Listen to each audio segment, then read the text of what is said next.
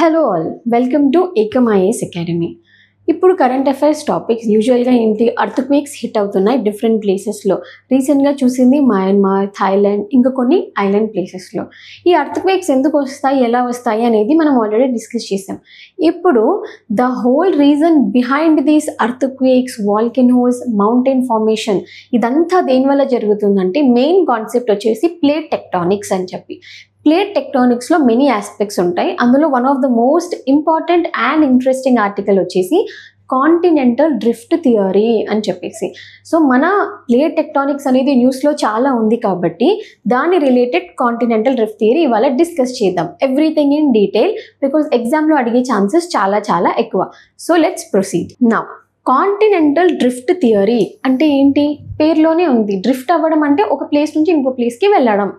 Continents అంటే మనకి భూమి మీద ఖండాలు ఉన్నాయి కదా, కాంటినెంట్స్, అవి మూవ్ అవుతూ ఇప్పటి మన కరెంట్ పొజిషన్లోకి వచ్చాయి. సింపుల్గా చెప్పాలంటే ఇప్పుడు మన భూమి మీద వరల్డ్ మ్యాప్లో ఏవేవైతే చూస్తున్నామో, సౌత్ అమెరికా ఎక్కడుంది, ఆఫ్రికా ఎక్కడుంది, ఇండియా ఎక్కడుంది, ఆస్ట్రేలియా, ఒకప్పుడు ఇవి ఇలా లేవు.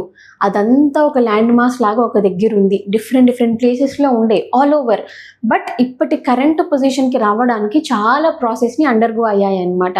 సో ఆ థియరీ గురించి మనం మాట్లాడతాం ఇవాళ. అయితే ఈ థియరీని ఫర్ ద ఫస్ట్ టైం ఎవరు ప్రపోజ్ చేశారు అంటే ఆల్ఫ్రెడ్ వెగ్నర్. ఆయన ఒక జర్మన్ సైంటిస్ట్ అనమాట. ఈ ఆల్ఫ్రెడ్ వెగ్నర్ ఆయన 1912లో ఈ థియరీ ప్రపోజ్ చేశారు. సో ఆయన ఏ రీజన్స్ని చూసి ఈ థియరీ ప్రపోజ్ చేశారు, ఆయనకి ఎందుకు అనిపించింది చూడండి. For the first time Newton Apple కింద పడంగానే గ్రావిటేషనల్ ఫోర్స్ వల్ల పడింది అంటే నవ్వారు అందరూ, బికాజ్ అప్పటిదాకా ఎవరు అబ్జర్వ్ చేయలేదు. ఆయనకు వచ్చింది ఆ థాట్. అలాగే ఫర్ ద ఫస్ట్ టైం వెగ్నర్కి వచ్చింది. ఏ రీజన్స్ వల్ల ఆయన ఈ థియరీని ప్రపోజ్ చేశారు, ఆ థియరీ ఆయన చెప్పగానే అందరూ యాక్సెప్ట్ చేశారా, ఒకవేళ చేయకపోతే ఎందుకు చేయలేదు, మరి రియల్ రీజన్ ఏంటి, అదంతా ఈ టాపిక్లో డిస్కస్ చేస్తాం. నౌ ఒక నట్షెల్లో మన టాపిక్ ఏంటంటే చూడండి, ఇప్పటి మన కరెంట్ వరల్డ్ మ్యాప్ ఎలా ఉంది, ఇలా ఉంది కదా. నార్త్ అమెరికా, సౌత్ అమెరికా ఇక్కడ, Africa, Asia plate, Europe, India, ఇలా డిఫరెంట్ ప్లేసెస్లో ఉన్నాయి కదా. బట్ ఒకప్పుడు మనం కొన్ని లక్షల సంవత్సరాల కింద గురించి మాట్లాడుతున్నాం. 225 మిలియన్ ఇయర్స్ ఎగో. ఇక్కడ 225 ఇంటూ మిలియన్ అంటే 10 lakhs. మీరు క్యాలిక్యులేట్ చేయండి. అన్ని లక్షల సంవత్సరాల కింద ఇలా ఉండింది ల్యాండ్ అంతా.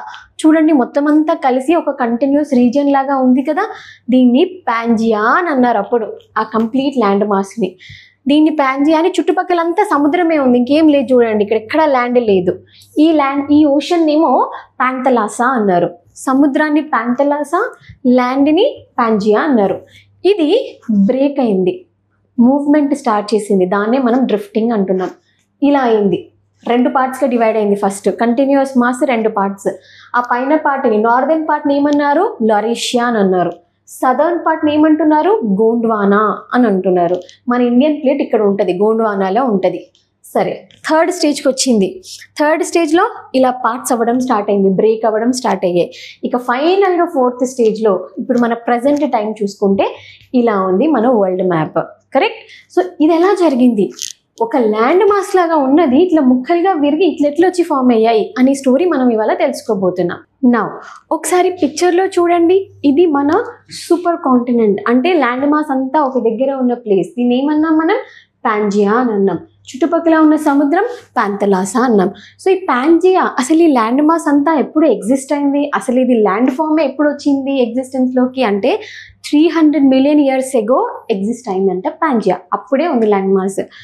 దాని తర్వాత 200 million years ago first break అనేది స్టార్ట్ అయింది. అంటే బ్రేక్ అయ్యి అలా 2 పార్ట్స్ లాగా, దెన్ మెల్లమెల్లగా పార్ట్స్గా మూవ్ అయ్యి ఒక్కొక్క దగ్గరికి వెళ్ళడం స్టార్ట్ చేసింది. ఇది మన టైం లైన్.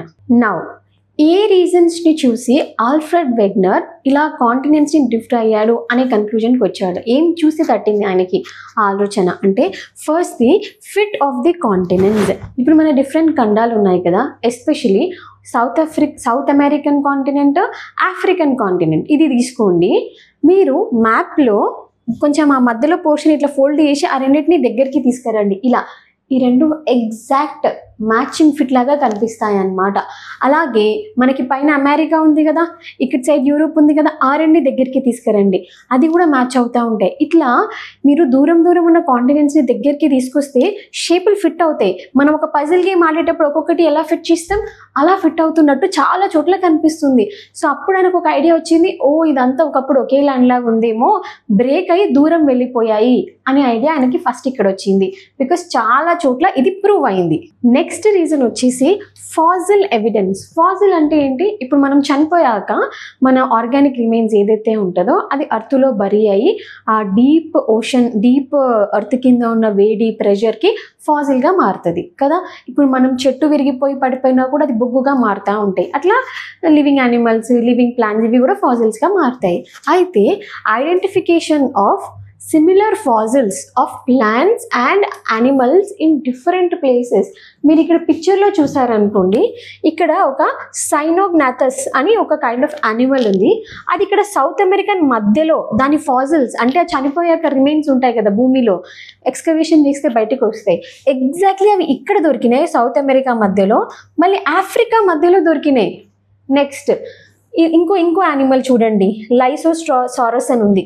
ఇది ఎక్కడ ఆఫ్రికా మధ్యలో దొరికింది కింద సౌత్లో, మళ్ళీ అదే ఇండియా దగ్గర కనిపించింది, మళ్ళీ అదే అంటార్కిటా దగ్గర అక్కడెక్కడో కనిపిస్తుంది.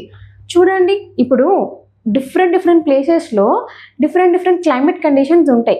ఒక దగ్గర బతకగలిగే యానిమల్ ఇంకొక దగ్గర బతకలేదు, కష్టం. మీరు రీసెంట్గా చూస్తే చీతాస్ని పట్టుకొచ్చారు కదా ఆఫ్రికా నుంచి మన ఇండియాలో పెట్టి రీలొకేషన్ చేద్దామని. ఎన్ని బతుకున్నాయో చూడండి, ఎన్ని చనిపోయాయో చూడండి. బికాస్ వాళ్ళ ఇండిజినస్ క్లైమేట్ నుంచి మనం వేరే దగ్గరికి తీసుకొస్తే బతకవు. సో మీకు ఈ డౌట్ రావచ్చు, ఏమో ఆ యానిమల్ ఆఫ్రికాలోనూ ఉందేమో, సౌత్ అమెరికాలో ఉందేమో, ఇండియాలో కూడా ఉందేమో అని అనుకోవడానికి లేదు. అవి డిఫరెంట్ క్లైమేట్ కండిషన్స్. ఎప్పుడు ఇది పాసిబుల్ అవుతుంది, ఇవన్నీ ఒక దగ్గర ఉన్నప్పుడు ఈ యానిమల్ ఉంది కావచ్చు. అప్పుడు ఈ యానిమల్ చాలా ఎక్కువ నెంబర్స్లో బతికింది. ఈ యానిమల్ అంతరించిపోయాక మెల్లగా డ్రిఫ్టింగ్ స్టార్ట్ అయిందేమో, అందుకే ఆ బాడీ రిమైన్స్ ఆ కాంటినెంట్లో కొన్ని, ఈ కాంటినెంట్లో కొన్ని, ఇంకొక దగ్గర కొన్ని, అలా డైవర్ట్ అయిపోయాయి. అలా ఒక్కటి కాదు, రకరకాల స్పీషీస్, రెప్టైల్స్, ప్లాంట్స్, చాలా ఎవిడెన్సెస్ దొరుకుతున్నాయంట ఫాజిల్స్వి డిఫరెంట్ ప్లేసెస్లో. ఒక క్లైమేట్కి ఇంకో క్లైమేట్కి సంబంధం లేని ప్లేసెస్లో దొరుకుతున్నాయి. ఇది సెకండ్ రీజన్. నెక్స్ట్ రీజన్ వచ్చేసి రాక్ అండ్ మౌంటైన్ సిమిలారిటీస్. ఇప్పుడు కొన్ని mountain ranges, for example Appalachian mountains ఎక్కడ ఉన్నాయి, మనకి నార్త్ అమెరికాలో ఉన్నాయి. అవి దేంతో సిమిలారిటీ చూపిస్తుంది, మనకి కెలోడోనియన్ మౌంటైన్స్ ఇన్ యూరోప్.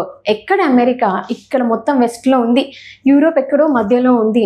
బట్ ఎట్లుందంటే అదంతా ఒక దగ్గర కలిసి ఉన్నప్పుడు ఒకటే మౌంటైన్ రేంజ్ ఫామ్ అయినట్టు, same kind of rocks, same kind of mountain ranges, అలా సిమిలారిటీస్ కనిపిస్తున్నాయి. ఫర్ ఎగ్జాంపుల్ ఇక్కడ కూడా చూడండి, ఈ అపలాచియన్ మౌంటైన్ రేంజెస్కి ఈస్టర్న్ గ్రీన్లాండ్ మౌంటైన్ రేంజెస్ కూడా సిమిలారిటీస్, రేంజ్లో సిమిలారిటీ, రాక్స్లో సిమిలారిటీ, మినరల్స్లో సిమిలారిటీ ఎప్పుడు పాసిబుల్ అవుతుంది, మేబీ ఒకప్పుడు దగ్గర ఉన్నాయి కావచ్చు, అప్పుడు మౌంటైన్స్ ఫామ్ అయి ఉంటాయి అనే ఒక కన్క్లూజన్కి రావాల్సి వచ్చింది. నెక్స్ట్ రీజన్ వచ్చేసి క్లైమాటిక్ ఎవిడెన్స్. ఇదేంటంటే ఇప్పుడు కోల్డ్ డిపాజిట్స్ మనకి ఎక్కడ ఫామ్ అవుతాయి, బొగ్గు, బాగా చెట్లు దట్టంగా ఉన్న అడవి ఏదైనా ఉందనుకోండి, ఆ చెట్లు ఏదో ఒక టైంలో ఫాల్ అవుతాయి. ఆ పెద్ద ట్రంక్స్, ఆ కార్బన్ అంతా కింద ఉన్న ఎక్స్ట్రీమ్ హీట్ అండ్ ప్రెషర్కి బొగ్గులాగా మారుతుంది. చాలా మిలియన్స్ ఆఫ్ ఇయర్స్ జరిగే ప్రాసెస్ ఇది.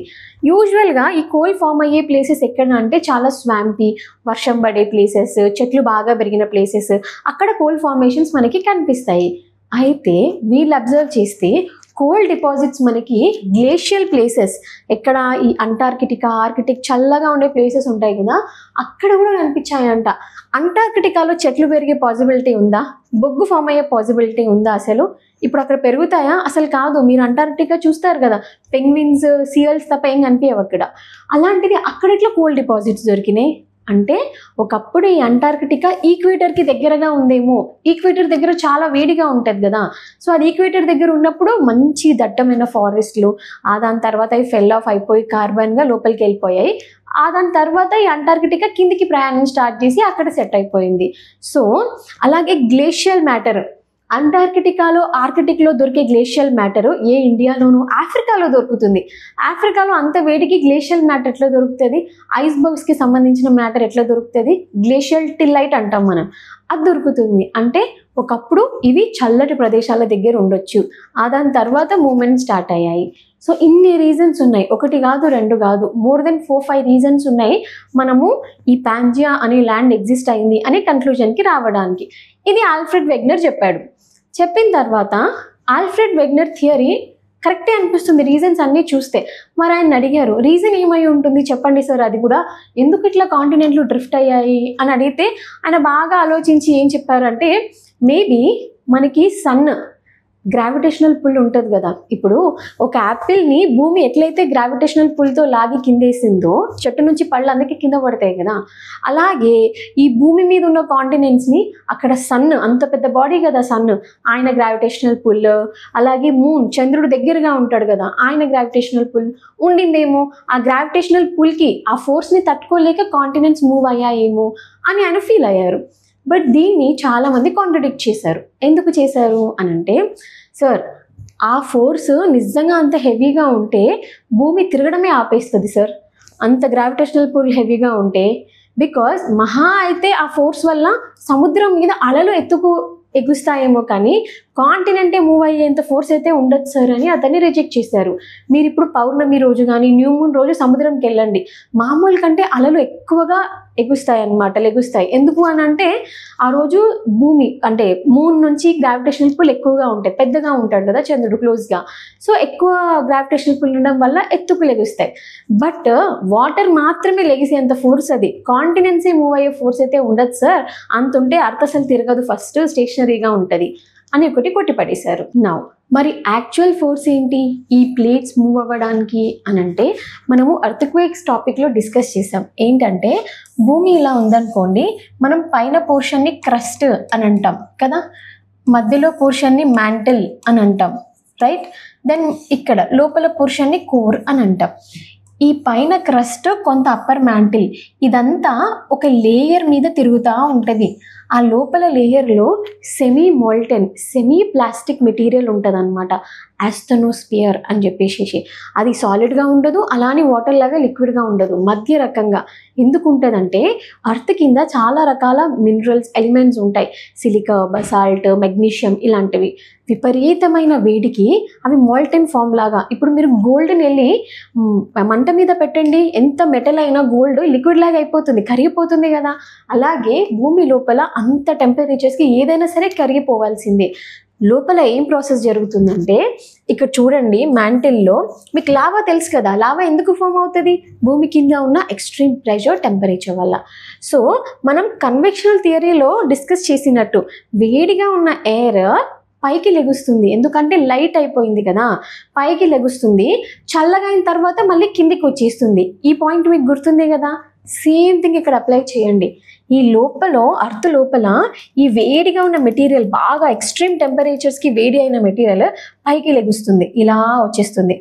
ఇక్కడికి వచ్చేసాక టెంపరేచర్ కొంచెం తగ్గుతుంది, మరీ లోపల ఉన్నంత వేడి పైన ఇక్కడ ఉండదు కదా, అది కొంచెం చల్లబడ్డాక మళ్ళీ కిందికి జారుతుంది, మళ్ళీ కిందికి వచ్చాక ఇక్కడ వేడి అవుతుంది, మళ్ళీ రైజ్ అవుతుంది, మళ్ళీ చల్లబడ్డాక కింద. ఇది ఒక కంటిన్యూస్ ప్రాసెస్ అనమాట. ఈ సెల్నే కన్వెక్షన్ సెల్ అని అంటారు. అలాగే ఇక్కడ కూడా జరుగుతుంది చూడండి, ఈ రెడ్ కలర్ చూసారా, రెడ్ కలర్ మార్క్స్తో ఇదంతా వేడిగా ఉన్న ఏరియా పైకి రైజ్ అవుతుంది, బికాజ్ చాలా హాట్గా ఉంది. పైకి రైజ్ అయ్యాక ఇక్కడ కూల్ అవుతుంది, బ్లూ అవుతుంది చూడండి, బ్లూ అయ్యి మళ్ళీ కిందికి పడిపోతుంది. ఇక్కడ ఏమవుతుంది తెలుసా, మధ్యలో ఒక బ్రేక్ వస్తుంది, ఇక్కడ ఒక కన్వెన్షనల్ సెల్ ఇటు వెళ్తుంది, ఇక్కడ ఒక కన్వెక్షనల్ సెల్ ఇటు ఫామ్ అవుతుంది. సో ఈ రెండింటికి మధ్యలో బ్రేక్ జరుగుతుంది కదా, ఎస్ ఆర్ నో? బ్రేక్ జరిగి కింద ఉన్న మాల్టెన్ లావా మెటీరియల్ బయటకు వస్తుంది కదా, అక్కడ ఎర్త్క్వేక్సే రావచ్చు, వాల్కనిక్ ఎరప్షన్సే జరగవచ్చు, ఏదైనా జరగవచ్చు. సో ఇలా అన్నమాట. ఇక్కడేమో రెండు ప్లేట్స్ రైట్ సైడ్ వెళ్ళిపోతుంది, లెఫ్ట్ సైడ్ వెళ్ళిపోతుంది. అదే ఇక్కడేం జరుగుతుంది, ఇక్కడ ఒక సెల్ ఫామ్ అవుతుంది, ఇది ఇటు వస్తుంది, ఇది ఇటు వస్తుంది, ఈ రెండు ఇక్కడ కొలైడ్ అవుతున్నాయి చూడండి, ఈ పాయింట్ దగ్గర, ఇది ఇక్కడ, ఇది ఇక్కడ. ఈ రెండు కొలైడ్ ఏమవుతుందో తెలుసా, బాగా బరువుగా డెన్సర్గా ఉన్న ప్లేట్ కిందికి వెళ్ళిపోతుంది కరగడానికి. ఒక లైటర్ ప్లేట్, ఒక హెవియర్ ప్లేట్ రెండు కొలైడ్ అయ్యాయి అనుకోండి, బాగా బరువుగా ఉన్న డెన్స్ ప్లేట్ కిందికి వెళ్తుంది కదా కరగడానికి, అలా కిందికి వెళ్తుంది. This is plate tectonics. కొన్ని ప్లేట్స్ దూరంగా వెళ్ళిపోతాయి కింద ఉన్న కన్వెక్షనల్ సెల్ వల్ల, కొన్ని ప్లేట్స్ దగ్గరగా వస్తాయి, కొన్ని ప్లేట్స్ సైడ్ ముందుకి వెనకకి అవుతాయి. దీనివల్లే మనకు ఎర్త్క్వేక్స్ వస్తున్నాయి, వాల్కెనిక్ ఇరప్షన్స్ జరుగుతున్నాయి, మౌంటైన్ రేంజెస్ ఫామ్ అవుతున్నాయి అని మనం చూసాం. So this is the reason. ఈ కన్వెక్షన్ థియరీని ఎవరు చెప్పారు? Arthur Holmes. So Alfred Wegener sir మీరు చెప్పినట్టు పోల్ ఫ్లీయింగ్ ఫోర్స్ కానివ్వండి, ఈ earth sun moon and sun pull వల్ల కాంటినెంట్స్ మూవ్ అవ్వవు. ఈ రీజన్ సార్, కన్వెక్షనల్ సెల్స్ కింద కరెంట్స్ మూవ్ అవుతున్నాయి. ఈ కరెంట్స్ కొన్ని రైట్, కొన్ని లెఫ్ట్, కొన్ని దగ్గరకు వస్తుంటాయి. దానివల్ల దీని మీద ఉన్న కాంటినెంట్స్, ఆ ల్యాండ్ మాస్ అనేది బ్రేక్ అవ్వడాలు, దగ్గరికి రావడాలు జరుగుతున్నాయి. This is one aspect half plate tectonics. ఇంకొక ఆస్పెక్ట్ ఉంటుంది, సీ ఫ్లోర్ స్ప్రెడింగ్ థియరీ. చాలా చాలా ఇంట్రెస్టింగ్ టాపిక్, కాంప్లెక్స్ టాపిక్ కూడా, చదివితే అంత ఈజీగా అవ్వదు. బట్ ఇన్ వన్ వీడియో నేను ఆ సీ ఫ్లోర్ స్ప్రెడింగ్ థియరీ కూడా ఎక్స్ప్లెయిన్ చేస్తాను. సో ఫైనల్గా మన మోడర్న్ అండర్స్టాండింగ్ ఏంటి అంటే, ఈ ప్లేట్ మూవ్మెంట్స్ అనేవి మనకు కళ్ళకి కనిపించేంత ఫాస్ట్గా జరగవు. మీకు ఒక ఎగ్జాంపుల్తో చెప్పాలంటే, మన నెయిల్స్, మన గోర్లు ఏ స్పీడ్లో పెరుగుతాయో ఆ స్పీడ్లో. కొన్ని ప్లేట్స్ ఏమో అరౌండ్ 2 to 5 సెంటీమీటర్స్, కొన్ని ఫాస్ట్గా కూడా మూవ్ అవుతాయి. సో ఈ రీజన్ కూడా మనం ఒక సీ ఫ్లోర్ స్ప్రెడింగ్ థియరీలో ఎక్స్ప్లెయిన్ చేద్దాం. ఎందుకు కొన్ని ప్లేట్స్ ఫాస్ట్గా వెళ్తున్నాయి, ఎందుకు కొన్ని స్లోగా వెళ్తున్నాయి అని. బట్ ఎందుకు మూవ్ అవుతున్నాయి అనే రీజన్ మాత్రం కన్వెక్షనల్ థియరీ అనమాట. సో ఈ మూవ్మెంట్ వల్లనే మనకి డిఫరెంట్ ఎర్త్క్వేక్స్ మనం చూస్తున్నట్టు, volcanic activity, mountain ranges, even Himalayas, ఇవన్నీ కూడా ఈ రీజన్స్ వల్లనే జరిగిందనమాట. సో ఒకప్పుడు సేమ్ ల్యాండ్ మాస్గా, ఒక ల్యాండ్ లాగా ఉన్న మన ఏరియా అంతా ఇప్పుడు డిఫరెంట్ పార్ట్స్ లాగా విరిగిపోయి ఇప్పటి మన కరెంట్ వరల్డ్ మ్యాప్ లాగా ఇలా జరిగింది. So this is continental rift theory. Thank you.